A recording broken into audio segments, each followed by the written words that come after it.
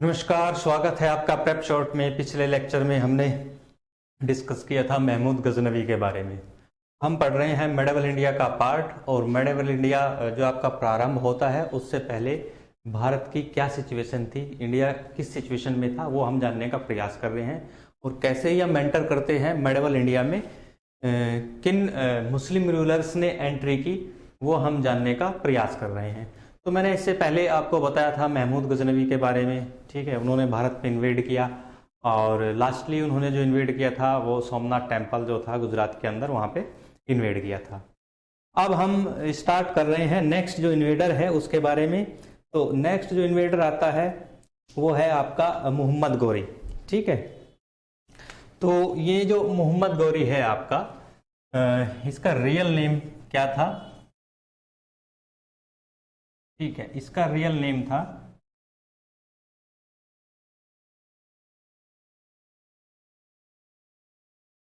मुइजुद्दीन मोहम्मद गौरी।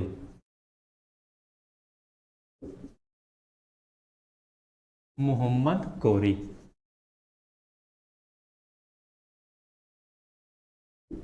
ठीक है। तो रियल नेम था मुइजुद्दीन मोहम्मद गौरी।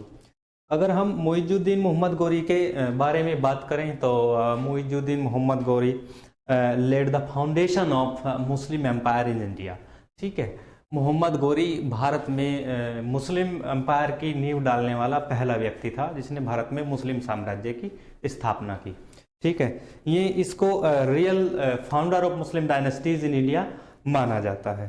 तो क्या है, ही is laid a foundation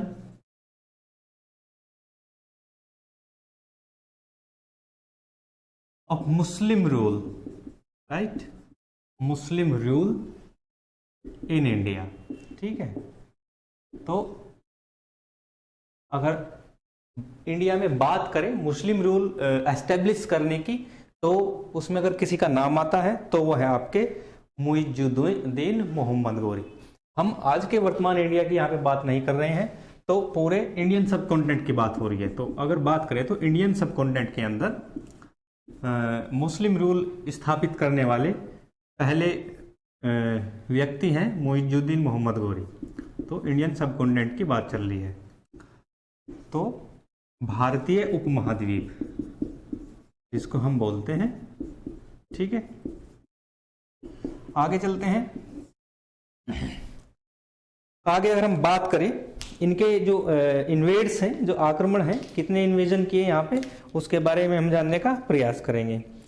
तो फर्स्ट जो इन्वेजन है इनकी, वो की थी इन्होंने 1175 एडी, यानी फर्स्ट इन्वेजन है इनकी 1175 ईस्वी या एडी में, ठीक है। तो 1175 एडी में जो आपके मुइजुद्दीन मोहम्मद गौरी हैं, इन्होंने पहली बार मुल्तान पर इन्वेड किया। मुल्तान जो कि ईस्टर्न पंजाब का पार्ट था उस टाइम का, तो वहां पे इन्होंने किया। तो लिख देते हैं, ही इन्वेडेड इन मुल्तान, राइट। तो 1175 ईस्वी में मोहम्मद गौरी ने मुल्तान पर आक्रमण किया और उसको अपने अधिकार क्षेत्र में ले गए, ठीक है, एंड टेक ओवर, राइट। अब हम बात करें सेकंड इन्वेजन की। तो सेकंड इन्वेजन आपकी जो मोहम्मद गौरी की स्टार्ट होती है वो होती है 1178 में। दूसरा इन्वेजन किया इन्होंने 1178 एडी में, ठीक है। 1178 एडी की अगर हम बात करें तो इन्होंने इन्वेजन की थी आपकी पाटन। पाटन आज के गुजरात जो आपका स्टेट है वहां पे पड़ता है। यहाँ पे जो है भीम सेकेंड या भीम द्वितीय का शासन था। तो इन्होंने दूसरा जो इन्वेजन किया था वो पाटन पे किया था, लिख देते हैं। तो गौरी इन्वेडेड इन पाटन। पाटन, पाटन आपका गुजरात में पड़ता है, ठीक है। अब यहाँ जो पाटन है, यहाँ के जो रूलर थे, जो इंडियन रूलर थे, वो भीम द्वितीय या भीम सेकेंड थे, ठीक है। तो कौन थे? भीम सेकेंड। आपस में दोनों की वॉर हुई। वॉर में हुआ क्या कि मोहम्मद गोरी यहाँ पे डिफीट हो गए भीम सेकंड से। ठीक है, तो गोरी डिफीटेड बाय भीम सेकंड, यानी भीम द्वितीय से वो पराजित हो गए। ये जब मोहम्मद गोरी ने इन्वेजन करना स्टार्ट किया तो ये पहली डिफीट या पहली पराजय मानी जाती है गोरी की भारत के अंदर। अगर पूछा जाए भारत में गोरी की फर्स्ट डिफीट किस रूलर के कार्यकाल में हुई, तो आपको याद रखना है भीम द्वितीय या Bhim second, the first king of India who was defeated Mohammad Ghori. Okay, तो लिख देते हैं हम फर्स्ट डिफीट इन इंडिया। ठीक है, तो ये गोरी की पहली डिफीट मानी जाती है भारत में, ये आपको ध्यान रखता है। आगे चलते हैं, आगे आपके आते हैं, इसको मिटा लेते हैं। अब मुइजुद्दीन मोहम्मद गोरी जो हैं आपके, या खाली गोरी जिनको कहा जाता है हिस्ट्री में, गोरी के नाम से ही विख्यात है कि गोरी कौन था, क्या था, ये सारी बातें। तो अगर हम आगे चलें, गोरी के बारे में आगे बढ़ें, तो अगला जो इन्होंने इन्वेजन किया वो गया 1179 या 1179 एडी में। ठीक है, तो नेक्स्ट जो है इनकी वो है 1179 एडी। कहां पे किया? ठीक है, पेशावर, पेशावर जो आज आपका पाकिस्तान में पड़ता है। ठीक है, तो इन्होंने ये किया और इसको अपने कंट्रोल में लिया, ये आपको ध्यान रखना है। तो ये कंट्रोल में लिया। नेक्स्ट चलते हैं, नेक्स्ट है 1181 लाहौर। नेक्स्ट है आपका 1181 लाहौर। 1181 एडी में लाहौर को यहां पर लिख देते हैं लाहौर। लाहौर भी आपकी जो ये जगह है ये भी पाकिस्तान में पड़ती है। ठीक है, तो इसको भी कंट्रोल में लिया इन्होंने, ये ध्यान रखना है आपको। क्रम वाइज आपको एक सीक्वेंस में मैं बता दे रहा हूं कहां कहां कब क्या किया। फिर उसके बाद इन्होंने किया सियालकोट, शाकल, जिसका प्राचीन नाम Shakala, ancient name of Sialkot is Shakala. ठीक है, तो शाकल पर किया। किस डेट में किया? 1185 में, 1185 एडी।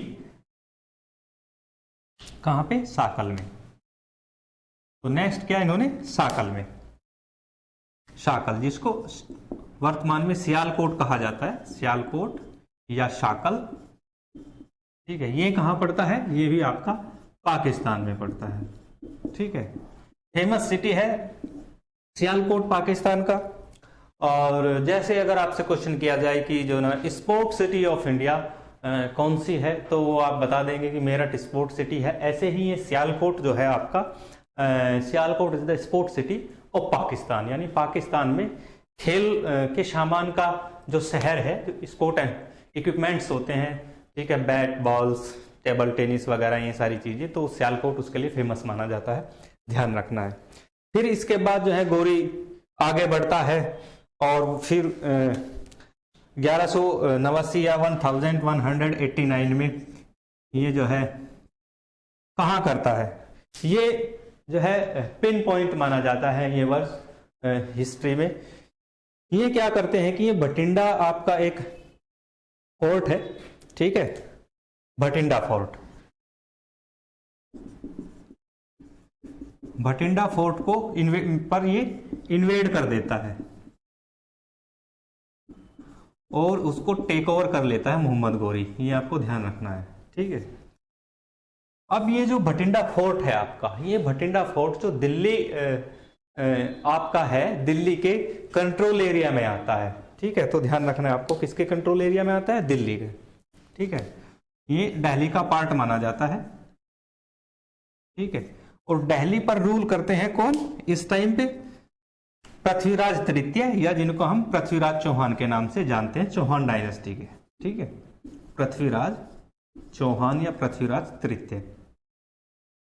ठीक है, अब जैसे ही पृथ्वीराज चौहान को ये पता चलता है कि कोई गौरी नाम का व्यक्ति जिसने हमारा बठिंडा फोर्ट टेक ओवर कर लिया है, जीत लिया है, तो ये ना बहुत ज्यादा गुस्से में आ जाते हैं पृथ्वीराज चौहान। और इसी गुस्से से क्या होता है, ये क्या होते हैं, क्रोधित हो जाते हैं, लिख देता हूं मैं, क्रुद्ध हो जाते हैं पृथ्वीराज चौहान।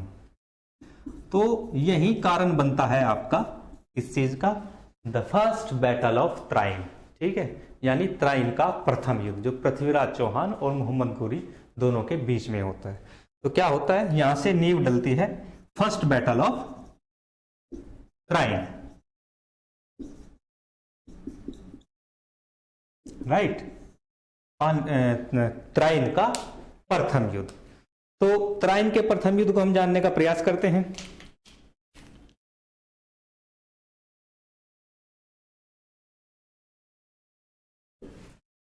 चलो अब आते हैं हम the first battle of Tarain.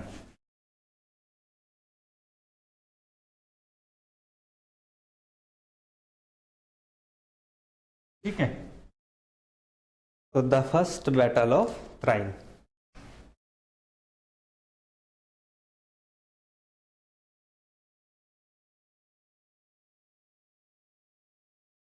Tarain का प्रथम युद्ध जिसको बोला जाता है, त्राइन का प्रथम युद्ध, राइट।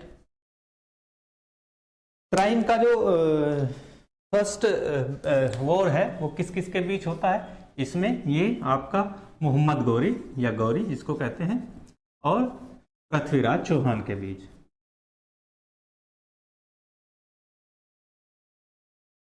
इसमें होता क्या है कि पृथ्वीराज क्या करते हैं, गौरी को डिफीट कर देते हैं। तो डिफीटेड बाय पृथ्वीराज चौहान, ठीक है। ऐसा माना जाता है कि पृथ्वीराज चौहान और जो मोहम्मद घोरी की वॉर होती है इसमें पृथ्वीराज चौहान इनको डिफीट कर देते हैं, यहाँ से मोहम्मद घोरी भाग जाते हैं और सरहिंद जो एक सीमा मानी जाती है उस टाइम की, दिल्ली जो आपका एम्पायर है जिस पर मतलब चौहान ऑफ दिल्ली इनको बोलते हैं, दिल्ली के चौहान, तो वहां पे जाके फिर जो है दोबारा फिर प्रिपरेशन करता है। तो यहाँ पे थोड़ा सा क्या होता है कि पृथ्वीराज चौहान के एक राइवल्स होते हैं, ठीक है। राइवल्स कौन होते हैं इनके, जयचंद, जिनको जयचंद्रा कहते हैं, ठीक है। जयचंद्रा जो कि कन्नौज के रूलर होते हैं, ठीक है। तो ये जो जयचंद्र होते हैं ये इनके राइवल्स होते हैं, प्रतिद्वंदी होते हैं। और ये दोबारा फिर जो है जब मोहम्मद घोरी सेकंड टाइम फिर जो है वॉर के लिए प्रिपेयर होता है तो ये क्या करते हैं, हेल्प करते हैं। और दूसरा जो वॉर होती है वो क्या कहलाती है, सेकंड बैटल ऑफ त्राइन, यानी त्राइन का द्वितीय युद्ध। तो त्राइन का जो द्वितीय युद्ध है उसके बारे में जान लेते हैं। सेकंड बैटल ऑफ त्राइन, तो यहां से हम पढ़ेंगे अब second battle of Tarain.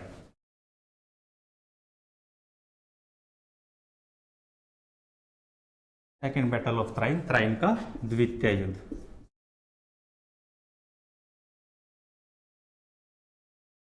Time की बात करें तो टाइम ये 1192 एडी या 1192 ईस्वी, और फर्स्ट की क्या थी 1191, दोनों याद रखनी है आपको। ये फर्स्ट बैटल की थी, फर्स्ट बैटल ऑफ त्राइन, और ये सेकंड बैटल ऑफ त्राइन 1192 ईस्वी युद्ध होता है, ठीक है। किन किन के बीच होता है, फिर दोबारा मोहम्मद घोरी और सम्राट पृथ्वीराज चौहान दोनों आमने सामने होते हैं इसमें, ठीक है। तो एक साइड में घोरी होते हैं और एक साइड में पृथ्वीराज चौहान, लिख लेते हैं पृथ्वीराज चौहान और आपका मोहम्मद घोरी। और जैसे मैंने बताया था इनके राइवल्स थे, एक कौन, गढ़वाल नरेश Jaichand, the Gahadavala king of Kannauj. तो इन्हें हेल्प मिलती है किसकी तरफ से, हेल्प फ्रॉम जयचंद्रा, यानी जयचंद की तरफ से इनको हेल्प मिलती है। जैसे ही इनको हेल्प मिलती है तो अब की बार क्या होता है, पृथ्वीराज चौहान डिफीट हो जाते हैं मोहम्मद घोरी से, ठीक है। तो Chauhan defeated by Mohammad Ghori, defeated by Mohammad घोरी, ठीक है, यहां से डिफीट हो जाते हैं। तो हिस्ट्री में ये जयचंद्र जो है इन्होंने हेल्प क्यों की, इसके पीछे रीजन था। इनकी एक पुत्री थी जिसका नाम था संयोगिता, हिस्ट्री जानते हैं शायद आप। तो ये पृथ्वीराज चौहान से इनकी राइवल्स रहती है। ये संयोगिता का जो है स्वयंवर का जो है आयोजन करते हैं और उसमें इनको बुलाते नहीं है पृथ्वीराज चौहान को। तो ये स्वयं चले जाते हैं, इनकी बेटी को ले आते हैं, शादी कर लेते हैं उससे। तो इससे जो है ना बहुत ही ज़्यादा ये गुस्से में आते हैं और ये क्या करते हैं, हेल्प करते हैं मोहम्मद गौरी की। और मोहम्मद गौरी फिर इनको डिफीट कर देते हैं। जैसे ही मोहम्मद गौरी डिफीट करते हैं तो भारत में क्या है, एक मुस्लिम साम्राज्य की सत्ता स्थापित हो जाती है। और यहीं से आपका एक्चुअल मेडिवल इंडिया प्रारंभ हो जाता है। ये आपको ध्यान रखते हैं। तो आगे जो है मोहम्मद गौरी अब क्या है, एक नए वंश की जो है स्थापना करेंगे भारत में, गौर साम्राज्य की स्थापना। और यहीं से स्टार्ट होता है आपका गुरिड डायनेस्टी इन इंडिया। तो अब पढ़ते हैं हम गुरिड डायनेस्टी इन इंडिया के बारे में। तो नेक्स्ट चलते हैं भारत में गौर वंश या राजवंश।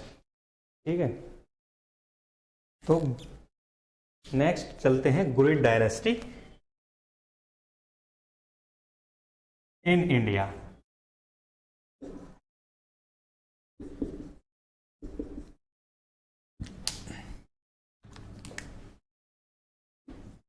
भारत में गौर साम्राज्य।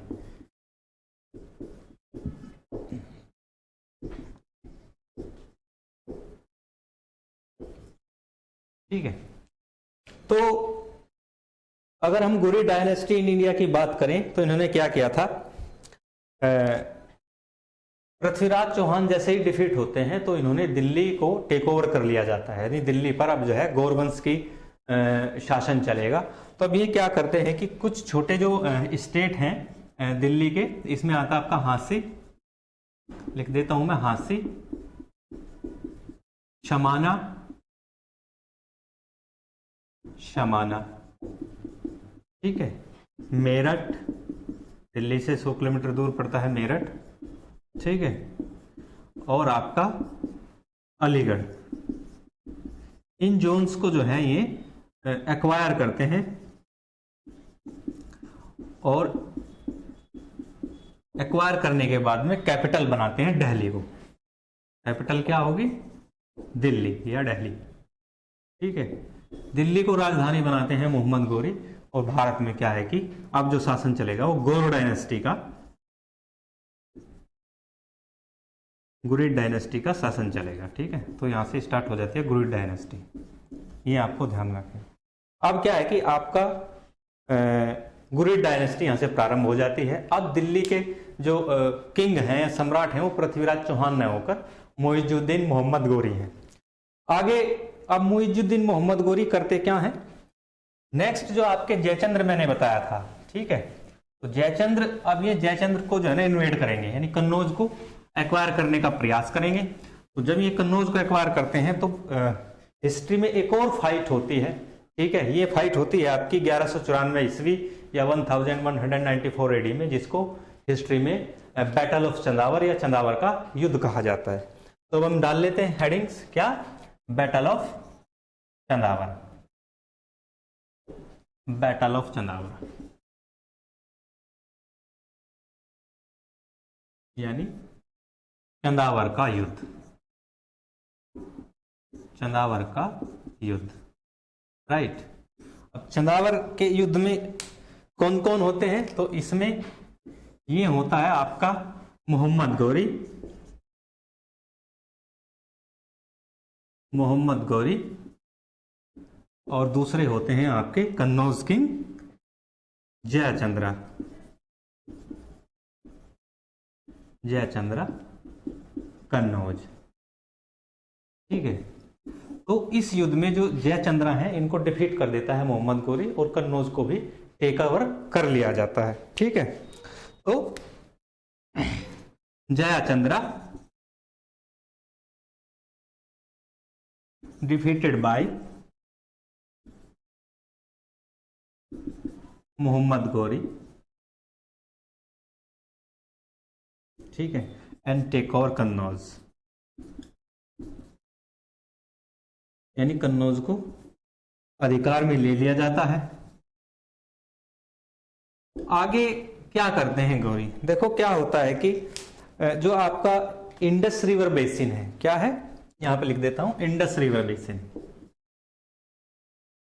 इंडस रिवर बेसिन, यानी सिंधु घाटी का जो बेसिन है, यहाँ पे एक कम्युनिटी रहती है, जाट कम्युनिटी जिसको बोलते हैं खोखर। ठीक है, ये थोड़ा ट्राइबल कम्युनिटी होती है और ये करते क्या है कि ये जब भी मोहम्मद गोरी अफगानिस्तान से आए थे, अफगानिस्तान में आते जाते रहते हैं, तो ये गुरिल्ला वॉर करते हैं इनके ऊपर।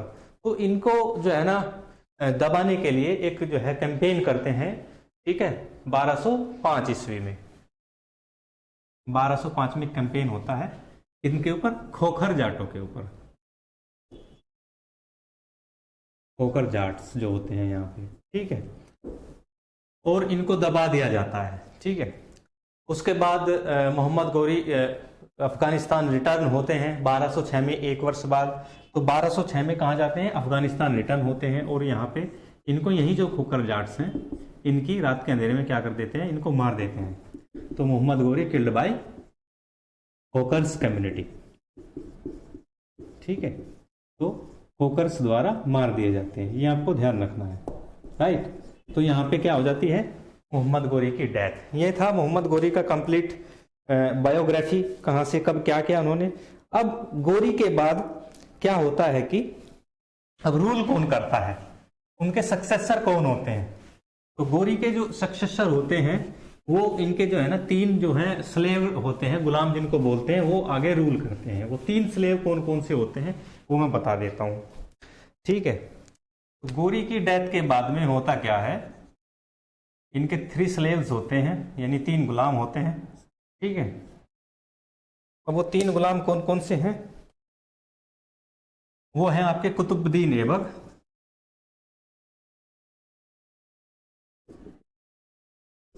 पहले गुलाम ये हैं इनके। ठीक है, कुबाचा, लिख देता हूं कुबाचा, और यल्दोज, यल्दोज। ठीक है, तो ये तीनों जो है शासन के लिए जो है संघर्ष करते हैं कि शासन कौन करेगा। इन तीनों में जो है गोरी के सक्सेसर को लेके आपस में थोड़ा लड़ाई हो जाती है, जिसमें आपके ऐबक जो है अपनी कुशल नीति जो इनकी होती है, स्किल्ड पॉलिसी, उसके तहत ये शासन करते हैं। तो यहीं से आपकी 1206 से प्रारंभ होता है दिल्ली सल्तनत, क्योंकि जो कुतुबुद्दीन ऐबक हैं वो टाइटल एक धारण करते हैं, एक उपाधि धारण करते हैं जिसको बोलते हैं सुल्तान। तो सुल्तान ऑफ दिल्ली यानी दिल्ली सल्तनत आपका प्रारंभ होता है। तो नेक्स्ट चैप्टर में हम पढ़ेंगे दिल्ली सल्तनत, जो आपकी स्टार्ट होती है 1206 से, यानी गोरी की डेथ के तुरंत बाद आपका दिल्ली सल्तनत प्रारंभ हो जाता है। और ये सीधे जाता है आपका the first battle of Panipat 1526। जब तक यहाँ पर मुगल नहीं आते तब तक जो कार्यकाल है वो आपका दिल्ली सल्तनत माना जाएगा। ये आपको ध्यान रखना है। अगर गोरी की डेथ की बात करें, मैंने बताया था गोरी की डेथ जो है होकर एक ट्राइबल कम्युनिटी थी जिन्होंने उनको मार दिया था। ध्यान रहे, दैमक नामक स्थान पर, ये भी मैं लिख देता हूं। ठीक है, दैमक, यहां पे लिख देता हूं, दैमक नामक स्थान पर जो है इनकी मृत्यु हो जाती है मोहम्मद गोरी की।